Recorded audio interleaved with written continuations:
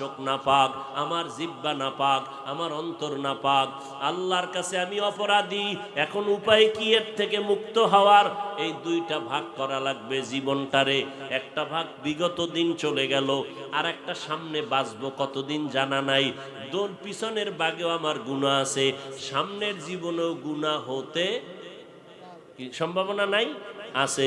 এখন পিছনের গুনাহ থেকে বাঁচার জন্য একটা মেডিসিন লাগবে, সামনে যেন গুনাহ না হয় সেখান থেকে মুক্তি পাওয়ার জন্য আর একটা মেডিসিন লাগবে। পিছনের গুনাহ থেকে বাঁচার মেডিসিনের নাম হলো তওবা। কি?